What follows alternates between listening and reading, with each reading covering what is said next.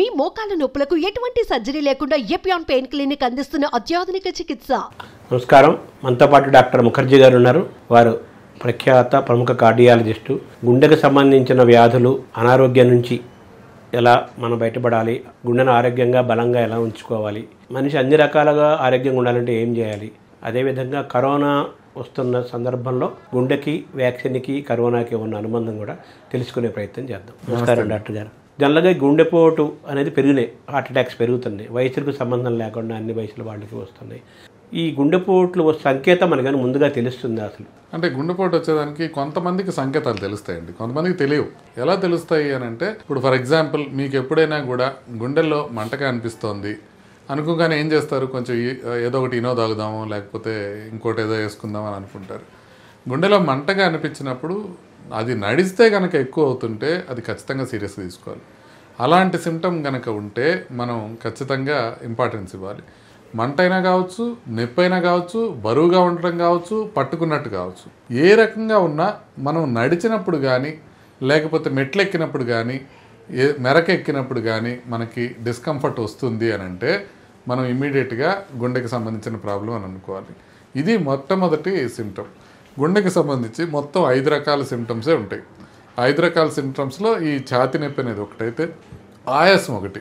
మనకి ఇంతకుముందు లేకుండా ఇప్పుడు కొత్తగా ఆయాసం వస్తుంది అనుకోండి. ఎస్పెషల్లీ షుగర్ ఉండే వాళ్ళకి నొప్పి రాదు కాబట్టి వాళ్ళకి మిగతా సంకేతాలు ఏమున్నాయో తెలుసుకోవాలి. దాంట్లో ప్రధానంగా ఆయాసం అనమాట. అంటే నడిస్తే కానీ, లేకపోతే మళ్ళీ ఎత్తెక్కినప్పుడు కానీ ఆయాసం ఇంతకుముందు లేని విధంగా వస్తుంది అనుకోండి, వాళ్ళని మనం జాగ్రత్తగా చూడాలి.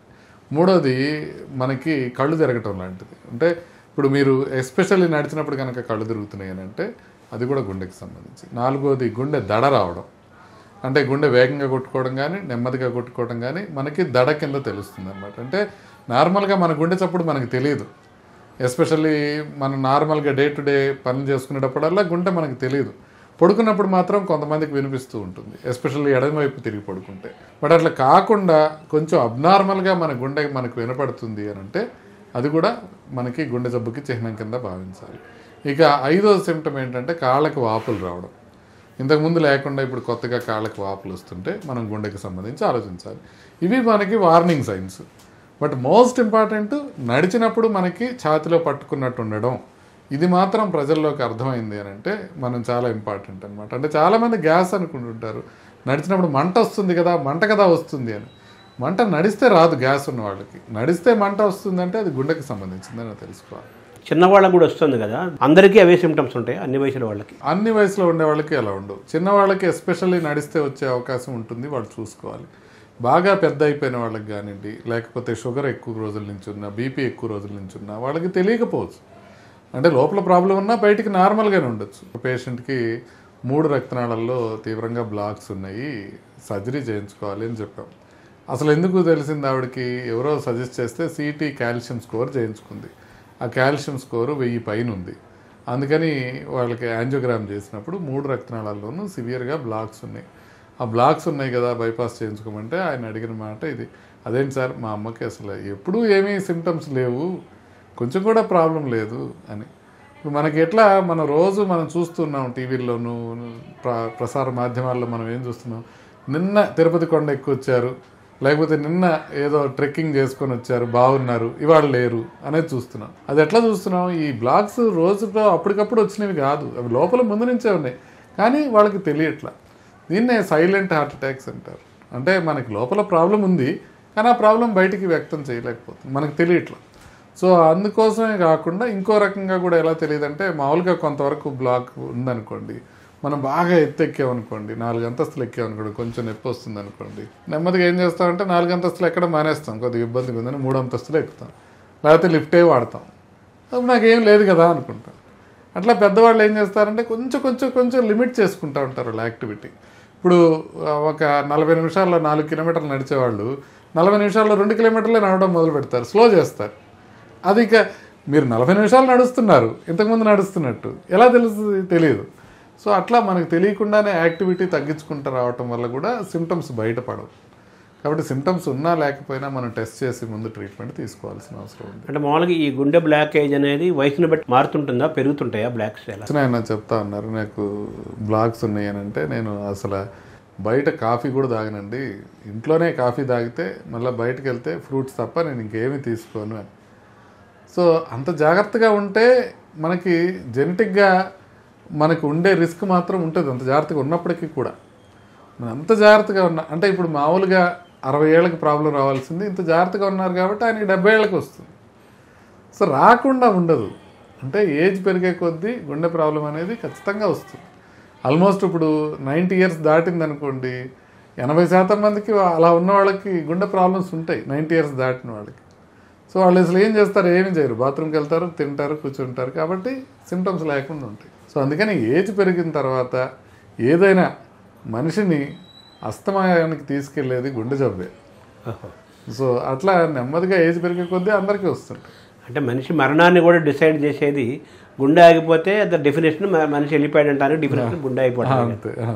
సో గుండె ఆగిపోతేనే మనకు చావుని నిర్ధారించేదే గుండె ఆగిపోవటం. అదే దాని యొక్క డెఫినేషన్. అంటే ఇది క్యాన్సర్ ఉండనివ్వండి, ఇన్ఫెక్షన్ రానివ్వండి, కోవిడ్ రానివ్వండి, ఏదైనా సరే ఒక డాక్టర్ చూసి గుండె ఆగిపోయింది అని నిర్ధారించిన తర్వాతనే మనం మరణం కింద భావిస్తాం, ఇండియాలో ఎస్పెషల్లీ. మిగతా దేశాల్లో కొన్ని చోట్ల బ్రెయిన్ డెత్ అనేది సపరేట్గా ఉంటుంది. బ్రెయిన్ డెత్కి హార్ట్ ఆగిపోవడానికి మధ్యలో కూడా ఒక ఇది ఉంటుంది. కొంతమందికి బ్రెయిన్ పూర్తిగా చనిపోయిన తర్వాత హార్ట్ ఇంకా కొట్టుకుంటూ ఉంటే వాళ్ళ దగ్గర నుంచి అవయవాలు సేకరిస్తాం. మీరు ఈ జపాన్ సీక్రెట్స్ అని కొన్ని చెప్తుంటారు కదా, బాగా జనం బాగా ఇంట్రెస్ట్గా కూడా వింటారు. అవి పాటిస్తే మనకి గుండెపోట్లు రాకుండా ఉంటాయా? అంటే మీరు ఒక్క విషయం మనం గమనించాల్సింది ఏంటంటే, ఒక 10 రిస్క్ ఫ్యాక్టర్స్ ఉంటాయి గుండెపోటు రావడానికి. ఈ 10 రిస్క్ ఫ్యాక్టర్స్ని మనం గట్టిగా కనుక కంట్రోల్ పెట్టుకోగలిగితే మనం 90% గుండెపోటుని నివారించవచ్చు. ఎంత? 90%. ఫర్ ఎగ్జాంపుల్, మీరు రోజు ప్లాస్టిక్లో వాటర్ తాగకుండా కాపర్ వాటర్ తాగారనుకోండి, మీకు క్యాన్సర్ వచ్చే అవకాశం 1% తగ్గుతుంది. అంతే, అంతకన్నా తగ్గదు. బట్ గుండెకి సంబంధించిన జాగ్రత్తలు మీరు కంప్లీట్గా పాటిస్తే 90% గుండెపోటు రాకుండా చూసుకోవచ్చు. ఏంటి ఆ 10 రిస్క్ ఫ్యాక్టర్స్? మనం బీపీ కంట్రోల్ చేసుకోవడం, షుగర్ కంట్రోల్ చేసుకోవడం, కొలెస్ట్రాల్ తగ్గించుకోవడం, ఊబకాయం తగ్గించుకోవడం, మానసిక ఒత్తిడి అది తగ్గించుకోవడం. ఇట్లా మనకి అంటే ఆహారం జాగ్రత్తగా తీసుకొని, వ్యాయామం సరిగ్గా చేసి, మానసిక ఒత్తిడి తగ్గించుకొని, నిద్ర సరిగ్గా పోయి, మనకున్న రిస్క్ ఫ్యాక్టర్స్ని మనం తెలుసుకుని వాటిని కనుక కంట్రోల్ పెట్టుకోగలిగితే గుండెపోటు వచ్చే అవకాశం 90% తగ్గుతుంది. మనం చేయలేం కదా. ఇప్పుడు మీరు ఇంత బాగుంటుంది, అంతా అయిపోతుంది, తర్వాత టాక్ అయిపోయిన తర్వాత పక్కనే ఫ్రెండ్ బిర్యానీకి రమ్మంటే బిర్యానీ తీసుకుంటాం, దాంట్లో కూల్ డ్రింక్ ఇస్తే కూల్ డ్రింక్ తాగుతాం. ఇక మనం ఏమేమి చేయకూడదని మనకు తెలుసో అవన్నీ మనం చేస్తూనే ఉంటాం. అంటే ఆ సెల్ఫ్ డిసిప్లిన్ లేకపోవటం ఖచ్చితంగా ఉండదు, ఎవరికీ ఉండదు. ఇంకెందుకు బతకడం? మీరు ఒక డిన్నర్కి వెళ్ళారు, డిన్నర్లో ఫస్ట్ ప్లేట్స్ తీసుకోవడం దగ్గర బిజీగా ఉంటుంది, తర్వాత ఇంకెక్కడ బిజీగా ఉంటుంది తెలుసా? డెజర్ట్ కౌంటర్ దగ్గర వెయిటింగ్. ఖచ్చితంగా ఏది వదలటలేదని, స్వీట్లు కానీ ఐస్ క్రీమ్లు కానీ ఎక్కడైతే ఉంటాయో అక్కడ ఫుల్ బిజీగా ఉంటుంది. ఎంత పెద్ద పెళ్ళైనా, ఎన్ని కౌంటర్లు పెట్టినా. అంటే అందరికీ తెలుసు ఈ స్వీట్లు తినడం మంచిది కాదు అని, తెలియకుండా వాళ్ళు ఎవరు లేరు. అట్లా షుగర్ రా ఫామ్లో దాంట్లో బాగా ఆయిల్ ఉండి ఆ స్వీట్స్ తినడం అనేది ప్రమాదకరం అని అందరికీ తెలుసు, కానీ అందరూ తింటూనే ఉంటారు. కార్డియాలజిస్టులు మీటింగ్ పెడితే కార్డియాలజిస్టుల మీటింగ్లో కూడా డ్రింక్ కూడా పెట్టుకుంటారు. డ్రింక్ ఉంటుంది, బిర్యానీ ఉంటుంది, స్వీట్స్ ఉంటాయి, అన్నీ ఉంటాయి, గుండె జబ్బుల డాక్టర్లు కూడా. సో అందుకని మనకు తెలిసిన విషయాలనే మనం పాటించం కాబట్టి గుండె జబ్బుల డాక్టర్లు అలా బిజీగా బతికేస్తుంటారు. కాకపోతే మనం కనుక పాటించగలిగితే, నిజంగా జాగ్రత్తలను తీసుకోగలిగితే అసలు రాకుండా ఉండవని కాదు, కానీ ఆల్మోస్ట్ 90% గుండె జబ్బులు తగ్గుతాయి. దాంట్లో భాగంగా జపాన్ వాళ్ళు చెప్పేది ఏంటంటే, ప్రధానంగా 2-3 ఉంటాయి వాళ్ళు చేసేది, అద్భుతంగా చేసేది. ఒకటి, ఆహారం విషయంలో చాలా జాగ్రత్తగా ఉంటారు. వాళ్ళకి లావు అనే మనుషులు కనపడరు అసలు. మీరు జపాన్ సీరియల్స్ కానీ జపాన్ సినిమాలు కానీ చూడండి, ఎక్కడ లావు అనే ఒక్క మనిషి కూడా కనపడ్డు, అంటే సైడ్ క్యారెక్టర్ కూడా కనపడ్డు, అంత సన్నగానే ఉంటారు. ఈవెన్ విలన్స్ కూడా సన్నగానే ఉంటారు, వాళ్ళ పక్కన ఉండే వాళ్ళు కూడా సన్నగానే ఉంటారు. సో అది ఒకటి. సో వాళ్ళు తినేది మళ్ళీ రైసే, కానీ ఆ రైస్ కూడా చాలా జాగ్రత్తగా తక్కువ తీసుకుంటారు. తక్కువ తీసుకోవడం అనేది కల్చరల్గా వాళ్ళకి చిన్నప్పటి నుంచి అలవాటు చేస్తారు. మనకి ప్రేమతో కూడింది ఆహారం. ఇప్పుడు ఒక తల్లి తన బిడ్డ పైన ప్రేమని ఏ విధంగా వ్యక్తం చేస్తుంది? అన్నం తిన్నావా నాన్న అని అడుగుతుంది. ఇప్పుడు మీరు వాడు అమెరికా వెళ్ళనివ్వండి, ఆస్ట్రేలియాలో ఉండనివ్వండి, ఫస్ట్ ప్రశ్న అడిగేది అదే, భోజనం చేసావా బాబు అని. సో అది మన ప్రేమను వ్యక్తం చేయడానికి మనం ఆహారాన్ని వాడుకుంటున్నాం. వాళ్ళ కల్చరల్గా వాళ్ళు ఏం వాడుకుంటారంటే తక్కువ తినటం అనేది వాళ్ళు ఒక ప్రైడ్ కింద భావిస్తారు. ఆహారం అలవాట్లలో ఆయిల్ తక్కువ ఉండటము, స్టీమ్డ్ ఫుడ్స్ తీసుకోవడము, ఇలాంటి వాటికి వాళ్ళు ప్రాధాన్యత ఇస్తారు. దాంతోపాటుగా ఇంకొకటి ఏంటంటే మనసుకి నచ్చిన పనే చేసుకోవటం అనే దానికి వాళ్ళు చాలా ప్రాధాన్యత ఇస్తారు. దాన్ని ఇకిగాయ్ అంటారు. ఇకిగాయ్ అనే పుస్తకం కూడా వచ్చింది. సో దాంట్లో ఇప్పుడు ఇక్కడ డాక్టర్ గారు ఒక ఆయన ఉంటారు. వాళ్ళ అబ్బాయి జపాన్లో వెళ్ళి పనిచేస్తుంటాడు. అబ్బాయి ఐఐటీలో సీట్ కొట్టాడు. ప్రపంచంలో ఎక్కడైనా ఎవరైనా గూగుల్ కానీ, మైక్రోసాఫ్ట్ కానీ, ఫేస్బుక్ కానీ ఎవరైనా కళ్ళకద్దుకొని తీసుకోగలిగిన వ్యక్తి అని. అయితే ఆ వ్యక్తి జపాన్ వెళ్ళి స్థిరపడ్డాడు. పెద్ద ఇల్లు కొనుక్కున్నాడు సార్ మావాడు అని చెప్పారు ఆయన. జపాన్లో టోక్యోలో ఉంటాడు. పెద్ద ఇల్లు కొనుక్కున్నాడు అంటే, సార్ మనం పెద్ద ఇల్లు అంటే మనం ఆలోచన ఎట్లుంటే, ఏంటి సార్ పెద్ద ఇల్లు అని అంటే, ఒక 1500 SFT అపార్ట్మెంట్ కొనుక్కున్నాడు. చాలా పెద్దది, పెద్దది అంటే టోక్యోలో స్థలం ఎక్కువ ఉండదు కాబట్టి 1500 SFT అంటే రిచ్ పీపులే కొనుక్కోగలుగుతారు. ఇంతకుముందు మేము వెళ్ళినప్పుడు ఇబ్బందిగా ఉండేది సార్, ఇప్పుడు మాకు ఒక గది సపరేట్గా ఉంది అక్కడ. ఏం సార్ మరి దాచేస్తున్నాడా కోట్లు ఏంటి మీ వాడు ఐఐటి కదా బాగా సంపాదిస్తున్నారు కదా అంటే, లేదు సార్ అక్కడ ఖర్చులకు పెద్దగా మిగిలేదే ఉండదు. మన ఇండియన్ ఖర్చుల ప్రకారం చూసుకుంటే 3.5 లక్షలు అట్లా వస్తాయి నెలకి. దాంట్లో ఖర్చులు పోను ₹1,00,000 మిగిలితే ఎక్కువ. ఖర్చులు ఎక్కువ అంటారు అక్కడ? ఖర్చులు ఎక్కువ, స్టాండర్డ్ ఆఫ్ లివింగ్ ఎక్కువ ఉంటుంది. కానీ మరి ఎందుకు సార్ అక్కడ ఉంటున్నాడు? ఇప్పుడు మరి ఎందుకు ఉంటున్నట్టు? ఇప్పుడు నెలకి ₹1,00,000 దాచుకోవడానికి ఇక్కడ సాఫ్ట్వేర్ వాళ్ళు చాలామంది దాచుకుంటున్నారు కదా. అక్కడ జీవన విధానం నచ్చింది వాళ్ళకి. ఏంటంటే వాళ్ళు ప్రశాంతంగా ఉండటానికి కానీ అన్నిటి దానికి ప్రాధాన్యత ఇస్తారు. పబ్లిక్ ట్రాన్స్పోర్ట్ ఎక్కువ ఉంటుంది కాబట్టి ప్రతి చోటకి ఇప్పుడు మెట్రో స్టేషన్కి నడిచి వెళ్ళి మెట్రోలో ఎక్కి ఎక్కడ కావాలో అక్కడ దిగి అక్కడి నుంచి నడిచి వెళ్ళటం, అది కామన్గా చేస్తారు.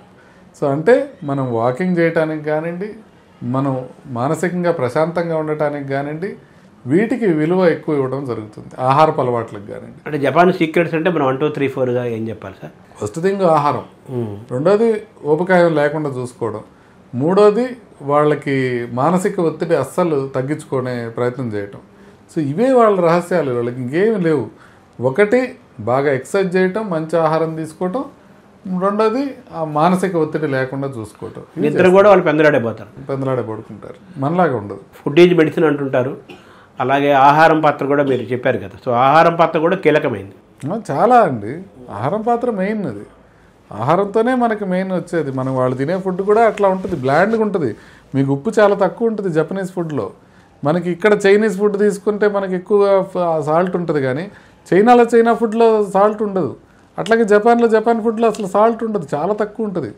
వాళ్ళు అంత తక్కువ తీసుకుంటారు. మనం స్పూన్తో కానీ చేత్తో కానీ తింటాం, వాళ్ళు పుల్లలతో తింటారు. ఎంత తింటారు చెప్పండి? అక్కడే సరిపోయింది, సైజే సరిపోయింది. పుల్ల ఏమి చెప్తాను, సైజ్ మ్యాటర్స్ అని. Size matters. మామూలుగా రైస్ అంటే మనకే రైస్, వాళ్ళకి రైస్ అన్నారు మీరు. అంటే కార్బోహైడ్రేట్స్ అనేది, అవాయిడ్ వైట్స్ అనేది కూడా బాగా మనకు వినపడుతున్న థియరీ కదా. సో వాళ్ళు తక్కువ క్వాంటిటీ తీసుకుంటారు, మనమేమో అన్నం ఎక్కువ, కూరలు తక్కువ తీసుకుంటాం, మన స్టైల్ తెలుగు వాళ్ళు ముఖ్యంగా. సో ఈ కార్బోహైడ్రేట్స్ అనేది ప్రమాదకరం కాదంటారా? ఖచ్చితంగా ప్రమాదకరం అండి. ఎక్సెస్ కార్బోహైడ్రేట్ తినడం అనేది ప్రాబ్లం అయిపోయింది. ఒకప్పుడు మనకి ఏంటంటే మనకి ఆహారం తక్కువగా లభించేది, పని ఎక్కువ ఉండేది. అప్పుడు కొంచెం అన్నం ఎక్కువ తిని పచ్చళ్ళతో తినటం అనేది అలవాటైపోయింది. ఇప్పుడు అలా కాదు, ఆహారం అందుబాటులో ఉంది, పోషక విలువైన ఆహారం అందుబాటులో ఉంది. అయినా మనం రైస్ ఎక్కువ తింటున్నాం, కూరలు తక్కువ తింటున్నాం. ఒకప్పుడు కూరలు లేక పచ్చడి వేసుకొని తినేవాళ్ళు, ఇప్పుడు కూరలు ఉండి కూడా అన్నం ఎక్కువ తింటున్నారు.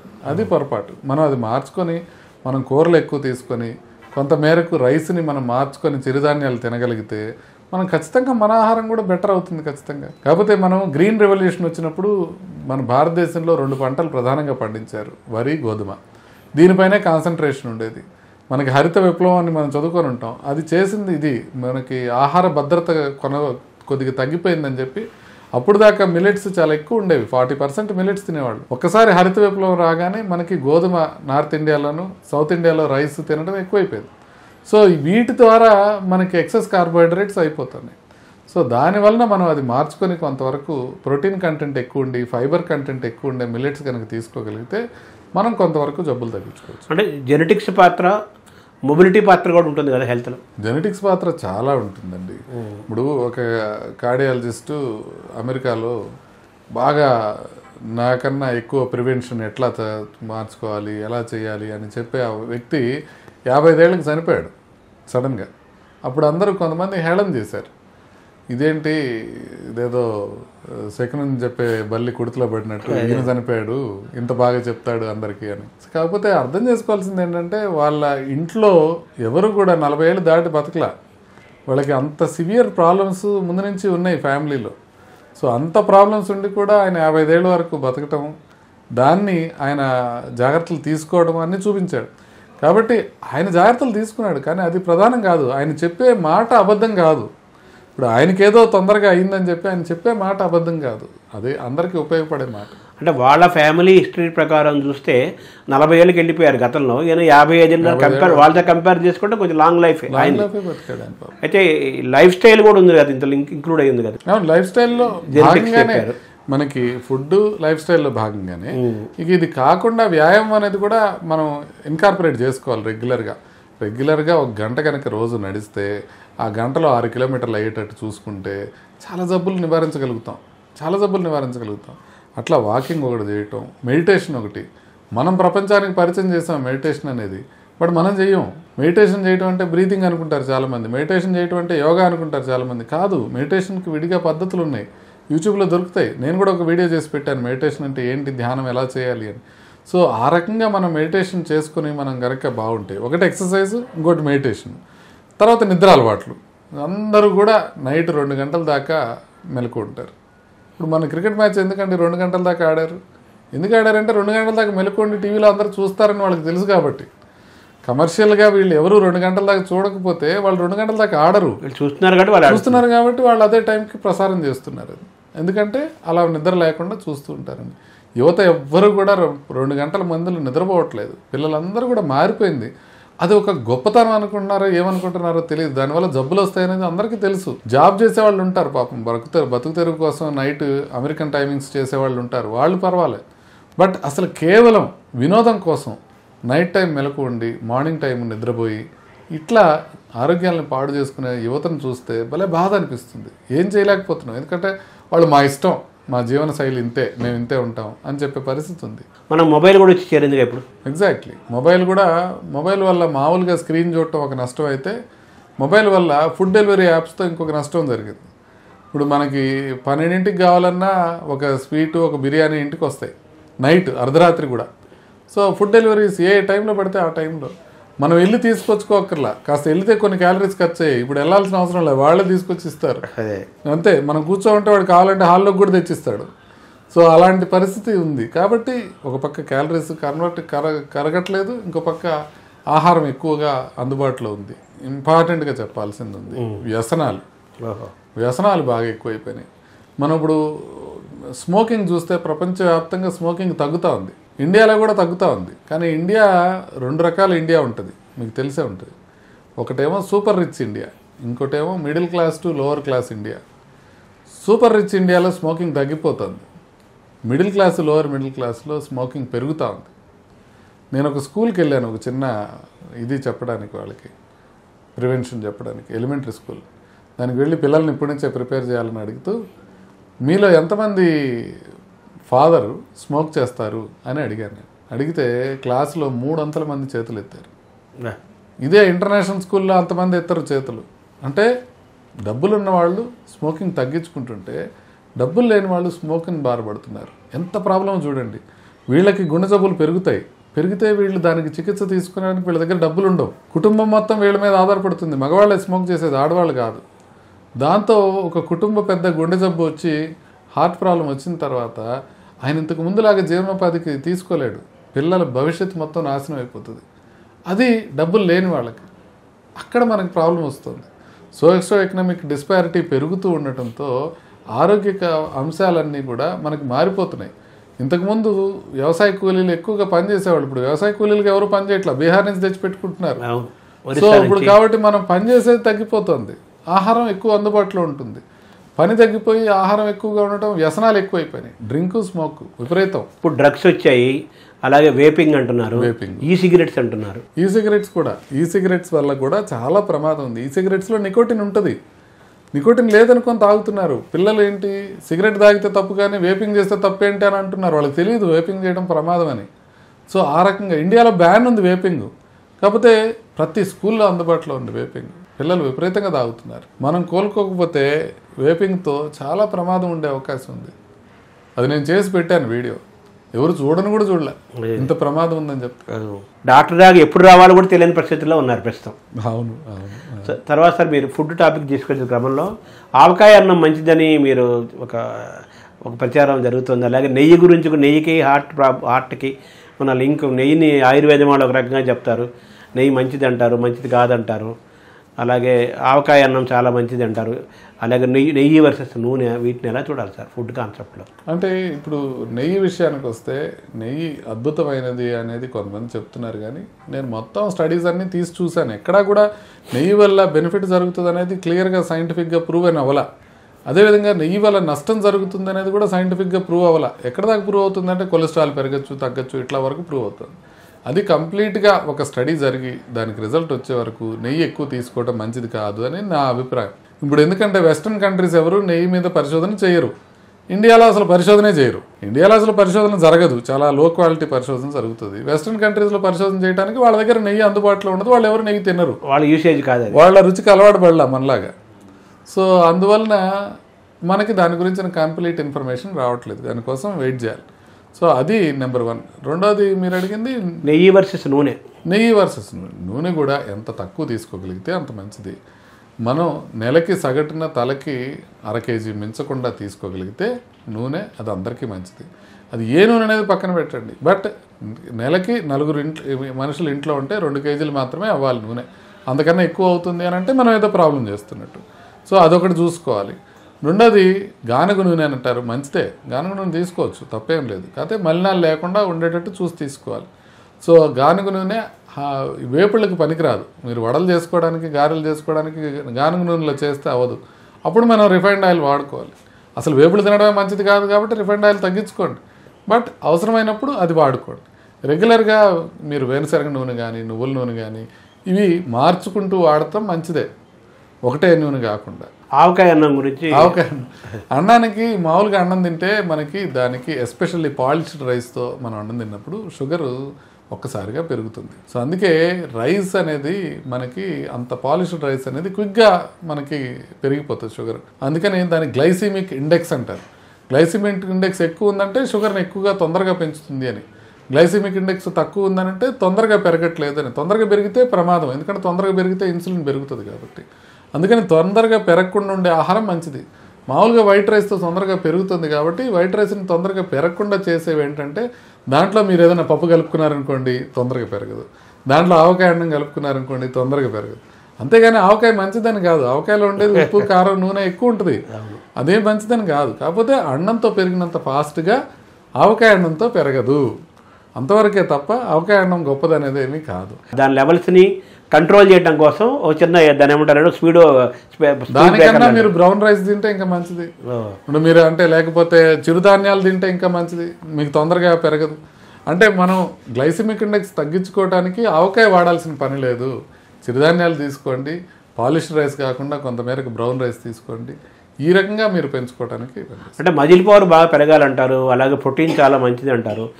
మనకి వెజిటేరియన్, నాన్ వెజిటేరియన్ ఫుడ్లో మనకు ఏది మీకు బెస్ట్ అంటారు సార్? మీకు లాంజివిటీ మీకు తరపున మీకు ఎక్కువ కాలం బతకాలని ఉంటే ఖచ్చితంగా వెజిటేరియన్ ఫుడ్డే ఇంపార్టెంట్, దాంట్లో ఏం డౌట్ లేదు. మీరు కేవలం వెజిటేరియన్ కాకుండా వీగన్ అంటారు అమెరికాలో.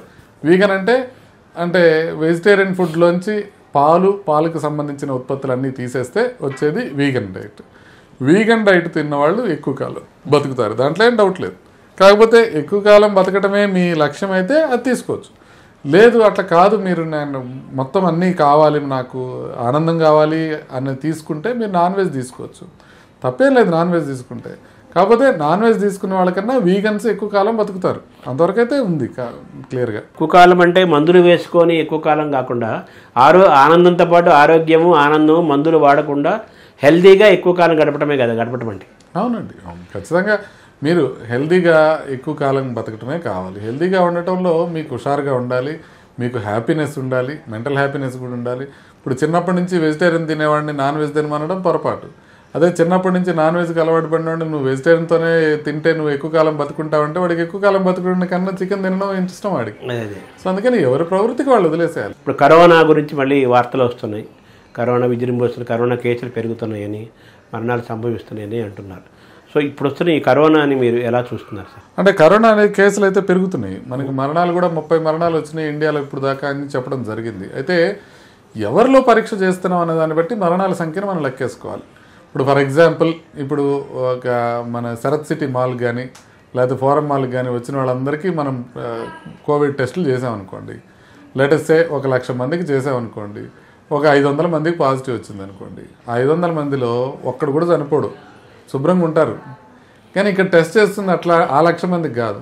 ఇప్పుడు ఇండియాలో మనకి టెస్టులు ఎక్కడ చదువుతున్నా అంటే మన హాస్పిటల్లో పైన ఐసీయూ ఉంటుంది, 3rd ఫ్లోర్లో.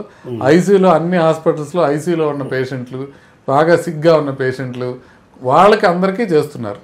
వాళ్ళకి పరీక్ష చేసినప్పుడు వాళ్ళలో కొంతమంది చనిపోతారు కదా, అట్లా ఈ 30 మంది చనిపోవడం జరిగింది. అంతే తప్ప కోవిడ్ న్యూమోనియా వచ్చి చచ్చిపోట్లా. ఎందుకు అనంటే మనకి ఇప్పుడు వస్తున్న స్ట్రెయిన్ ఒమిక్రాన్ అనే స్ట్రెయిన్, దాంట్లో JN.1 అనే స్ట్రెయిన్ వస్తుంది. దాంట్లో XDV అని, LF7 అని, NB 1.1 అని, 1.8.1 అని ఇట్లాంటి స్ట్రెయిన్స్ వస్తున్నాయి. ఇవన్నీ కూడా ఒమిక్రాన్ సబ్ వేరియంట్సే. కాబట్టి ఈ ఒమిక్రాన్ నుంచి వస్తున్న వేరియంట్స్ కాబట్టి వీటితో ప్రమాదం ఉండదు, వీటితో లంగ్ బాగా ఎఫెక్ట్ అయ్యే అవకాశం చాలా తక్కువ. అంతేగాని మిగతా జలుబు, దగ్గు ఇట్లాంటివన్నీ ఉండొచ్చు. ఊపిరితిత్తులు మనకి తెల్లగా అయిపోయాయి ఇంతకుముందు, అలాంటి ప్రాబ్లమ్స్ ఒమిక్రాన్తో తక్కువ వస్తున్నాయి. అందుకని భయపడాల్సిన అవసరం లేదు. కాకపోతే ముందు జాగ్రత్తగా పెద్దవాళ్ళు ఎవరైతే వేరే వేరే జబ్బులు ఉన్నారో, వాళ్ళు జలుబు చేసినా కూడా ప్రాబ్లం అయ్యే అవకాశం ఉంటుంది.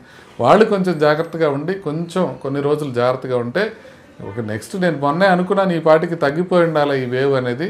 మనం నెంబర్స్ చేసుకునే కొద్దీ నెక్స్ట్ 10-15 రోజుల్లో ఇది పూర్తిగా పోయే అవకాశం ఉంటుంది. భయపడాల్సిన అవసరం ఏమీ లేదు దీని గురించి. సో వ్యాక్సిన్ గతంలో మనం వ్యాక్సిన్లు తీసుకున్నాం కదా సార్, వాటి తాలూకు ఇమ్యూనిటీ లోపల ఉంటుందా, వెళ్ళిపోయిందంటారు? ఇమ్యూనిటీ చాలా వరకు తగ్గిపోయి ఉంటుంది. మనం తీసుకుంది కూడా ఆల్ఫా వేరియంట్కి వ్యతిరేకంగా తీసుకున్నాం. తర్వాత డెల్టా వచ్చింది, డెల్టాకి వ్యతిరేకంగా కూడా అది పనిచేసింది.